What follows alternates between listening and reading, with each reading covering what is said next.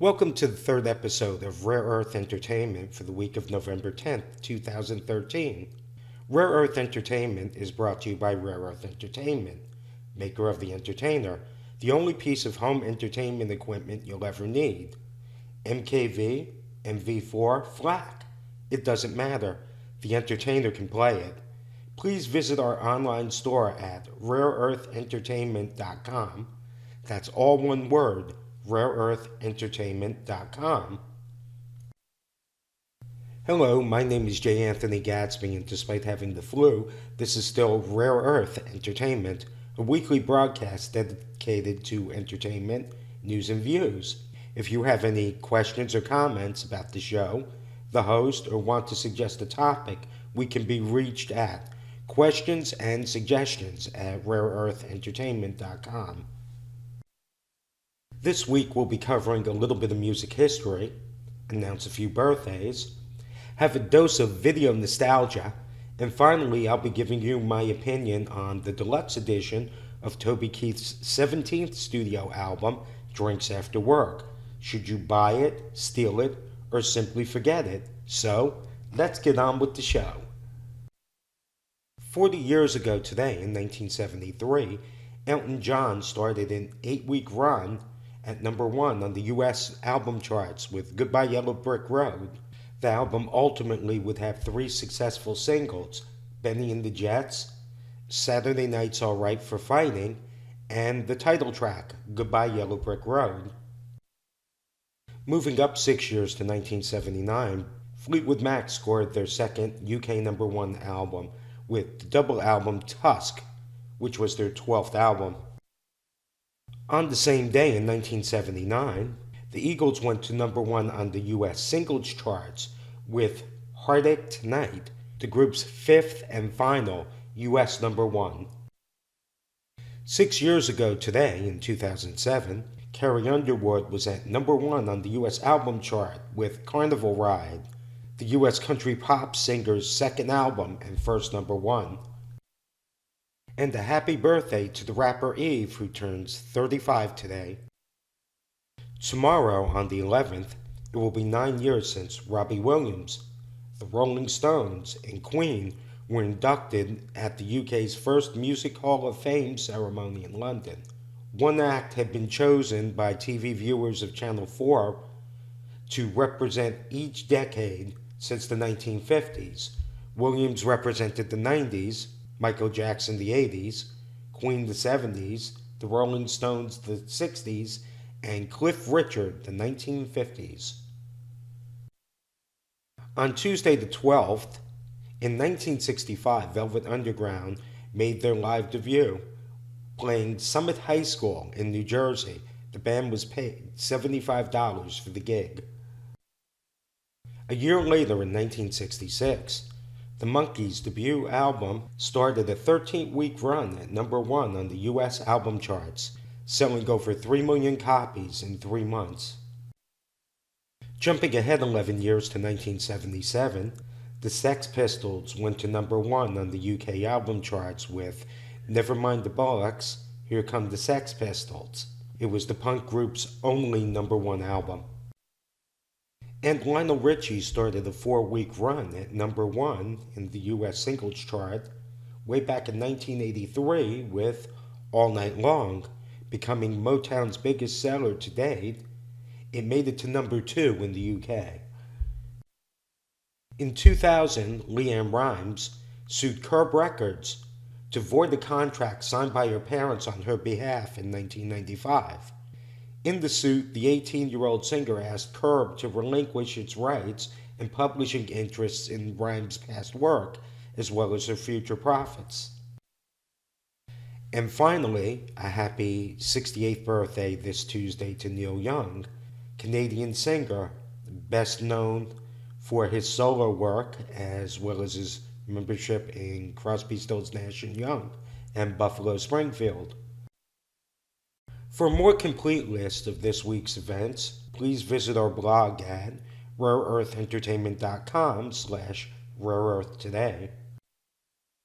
But now, in honor of his 68th birthday, from 1992, Neil Young, Harvest Moon.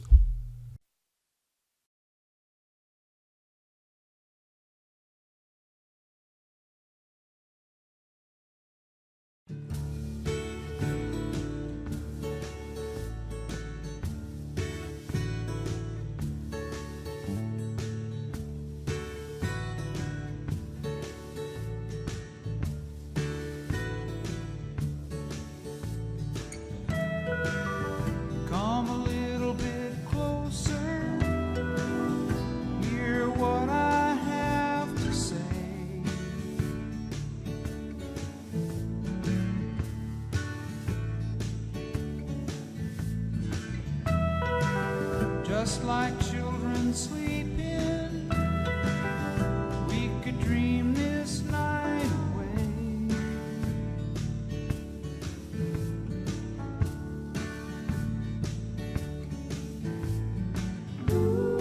But there's a full moon rising, let's go dancing in the light.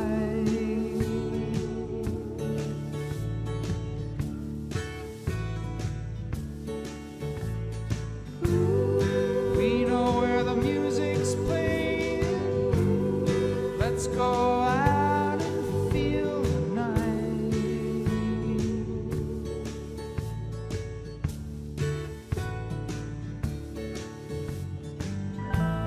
Because I'm still in love with you, I wanna see you dance again. Because I'm still in love with you, on this harvest moon.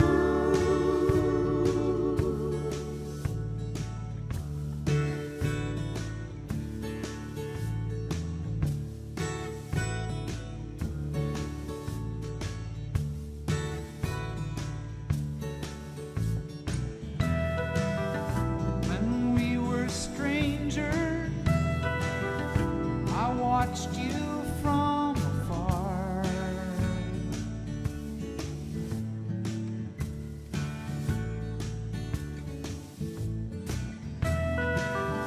When we were lovers, I loved you with all my heart.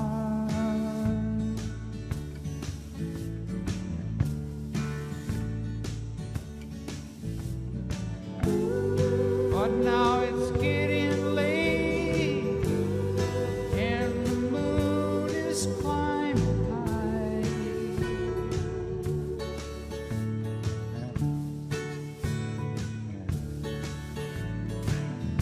I wanna celebrate, see it shining in your eyes.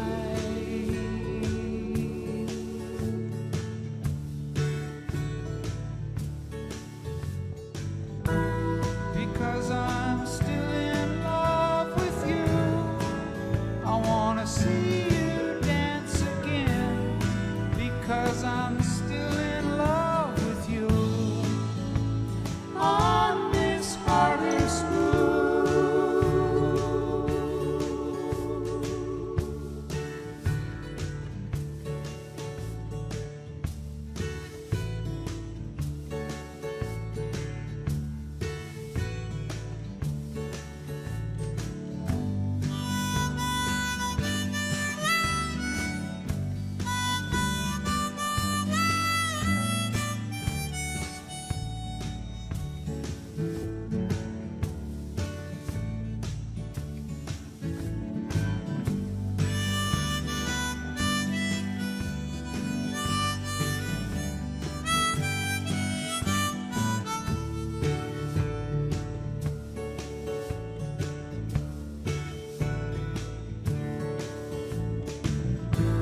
Because I'm still in love with you, I wanna see you dance again.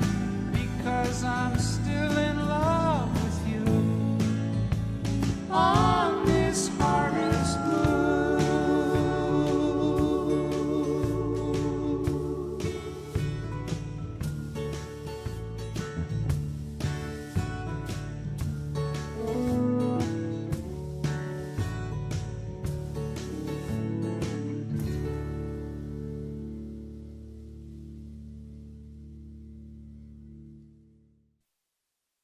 This week's review: Toby Keith's Drinks After Work, the Deluxe Edition.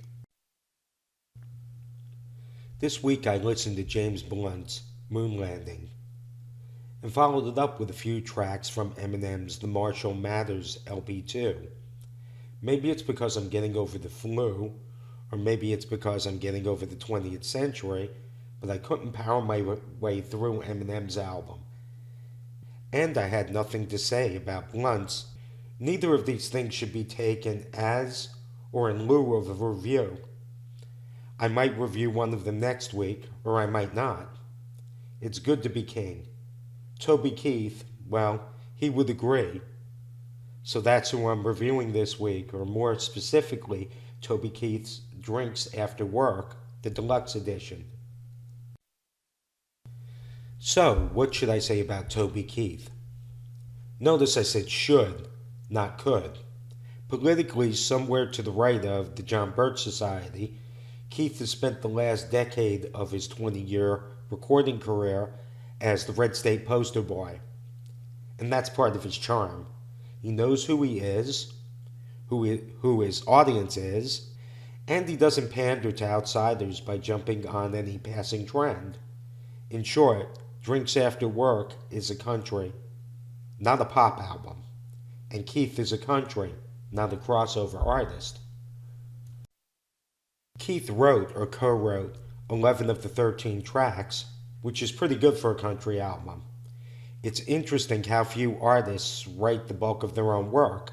Cassidy Pope, whose album I reviewed last week, wrote only 5 out of her 11 tracks, and she's considered a phenomenon nowadays. So, what are this album's highlights? It depends on your mood. If you're into feeling nostalgic, Before We Knew We Were Good is your song. You want a funny breakup song? Whole lot more than that. To be honest, I can recommend 12 out of 13 tracks. The only exception being his rendition, and I use the term rendition in its military fashion, of Margaritaville with Sammy Hagar. I feel bad for Hagar. It just shows what you can be forced to do after a few years of walking around with a "will degrade my talent for food" sign. And I thought Van Halen, nah, let's not get into that. Let's keep the past to past and wish him well. So, what should you do with Drinks After Work? Should you buy it, steal it, or simply forget it? I say buy it, because it's fun. Everyone should have some albums that are simply fun. Well, that's it for this week. I'll be back next Sunday with an all-new episode. Until then, Mr. Keith, take it away.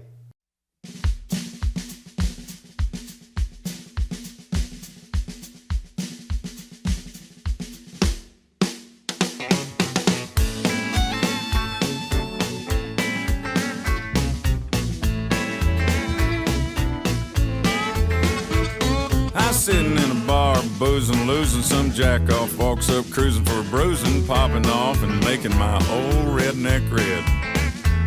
He asked my girl if she'd like to dance. He had 3 buddies, so I had no chance. I looked around the room for a friend and I saw Fred. A quick evaluation of the situation, we entered into a conversation that seemed to last the better part of the next 2 songs. Now, I didn't say, and they didn't ask, but Fred did 2 tours over in Iraq, and son, it was over before it was even on. Call a Marine instead of 911. They're built to improvise, adapt, and overcome. When you're in knee deep and you're up Schitt's Creek, you've tried everything. Tell you what you do, call a Marine.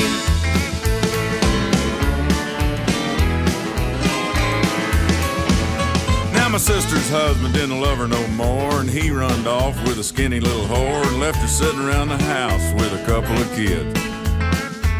She just lays around now.